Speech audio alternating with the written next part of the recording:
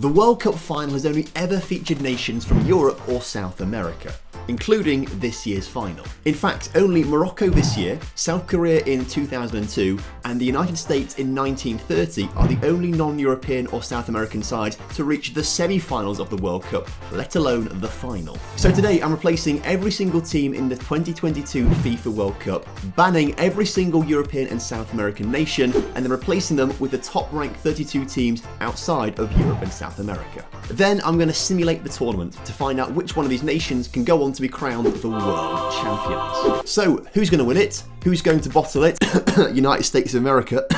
But more importantly, who's actually qualified? In Group A, we've got Cameroon, Israel, Japan, and Panama. In Group B, we've got the Democratic Republic of Congo, Jamaica, Mali, and Morocco. In Group C, we've got Australia, Cape Verde, Iran, and Qatar. In Group D, we've got Ivory Coast, Mexico, South Africa, and the United Arab Emirates. In Group E, we've got Costa Rica, Iraq, South Korea, and Uzbekistan. In Group F, we've got Canada, Oman, Saudi Arabia, and Tunisia. In Group G, we've got Egypt, El Salvador, Ghana, and Senegal. And in Group H, we've got Algeria, Burkina Faso, Nigeria, and the United States of America. If you've seen your country listed in this World Cup, you should probably subscribe to the channel. Anyway, for me, the USA should win this World Cup because they are the highest ranked FIFA nation in this World Cup. But I do think that other countries like Mexico, Egypt, and Senegal, and Morocco will all do pretty well. I mean, I'm looking through their squads now on the OneFootball app, and they're actually really solid teams. And I think in 2026 in particular, the USA are going to be a real force to be reckoned with. And of course, you can keep up to date with all of the latest squads for the national teams, as well as all your favourite clubs from around the world using the OneFootball app, the best app to keep up to date with everything football. So if you really want to help me and the channel out, feel free to download the app from the top line of the description for absolutely free. So I've simulated the tournament. Let's go and see what's happened in the group stage. And in Group A, Cameroon and Panama finish on 7 points apiece, knocking out Israel and Japan on 0 points. For me, this was a group of death, but I thought Japan would do an awful lot better than they have done. Well done to Panama though for getting out of that one. In Group B, Morocco and Mali have knocked out Jamaica and the Republic of Congo, Morocco winning every single game. In Group C, Cape Verde and Iran have qualified, beating out Qatar and Australia, finishing bottom of the group. That is also another big shock we've seen. In Group D, Mexico and the Ivory Coast knocking out South Africa and the UAE, finishing on 0 points. I think that was pretty expected, to be fair. In Group E, South Korea and Iraq have knocked out Costa Rica and Uzbekistan. Costa Rica will be fuming they've not got through that group. And again, much like we saw in a different World Cup experiment that we did, Iraq and Costa Rica have finished on the same goal difference, the same goals against, and the same goals scored of 2. So it must have come down to the fair play issues. Oh yeah, I'm just looking at this first game for Costa Rica and they picked up a ton of yellow cards. It's come down to fair play and Costa Rica were not very fair. In Group F, Canada topped the group ahead of Tunisia on goal difference with Saudi Arabia and Oman knocked out.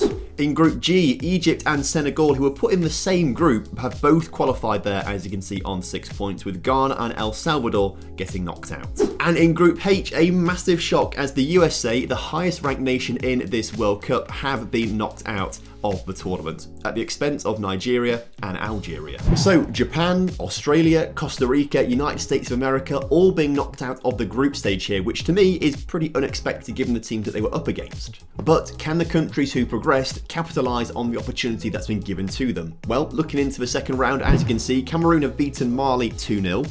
Ivory Coast have beaten Cape Verde 2-0, Morocco squeezed past Panama 3-2, whereas Iran and South Korea have to rely on penalties to knock out Mexico and Tunisia, two teams that should have been doing really well this World Cup.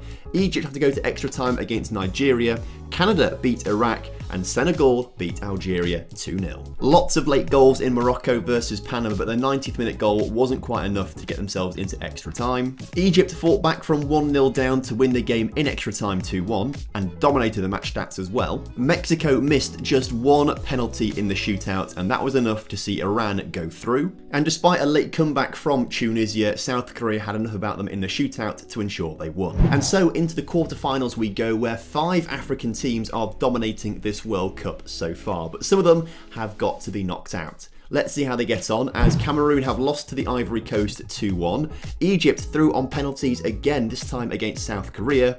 Morocco lose to Iran, big shock there, but Senegal beat Canada 3-1. Wow, Egypt left it really late in that game to ensure they got an equaliser to take it to a penalty shootout, but the match stats were really balanced, so I feel bad for South Korea. Cameroon dominated the match stats against the Ivory Coast, but Ivory Coast won 2-1 despite going down to 10 men. Morocco dominated Iran, but Iran got 2 shots on target, and that was enough to see them through. And Senegal-Canada was going to extra time until they scored 2 goals in additional time at the end of the 90 minutes. They did deserve it though, looking at the match stats. Okay, so semi-final time. Ivory Coast are taking on Egypt and Iran are taking on Senegal. What we could see here is a repeat of the African Cup of Nations final from earlier this year between Egypt and Senegal. Are we going to see it?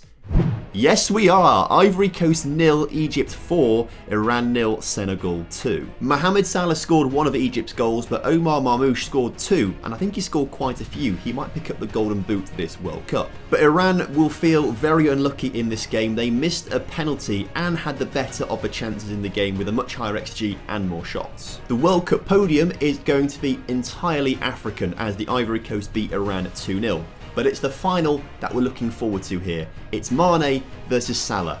Who's going to win it? Egypt get the win in extra time. My word, what a game that must have been. Senegal were winning that game for quite some time before Omar scored a goal in the 62nd minute. They then got a straight red card in the 93rd minute, which obviously hindered them for extra time, which is where Egypt pounced, scoring in the 100th minute. Let's have a look at the red card then. How cynical was this challenge? As the ball is played forward down the line, picked up by an Egyptian defender here, who pauses on the ball for quite some time before deciding to pass it inside, gets the ball back, and then brings the ball back inside again. Ball sent into the centre circle, forward to the attacker, and that is a 2-footed scissor challenge there. Wow, okay, that is a red card. As for the goals though, Senegal took the lead through a really nice free kick, although the keeper has helped him out massively there by letting that one go in the back of the net.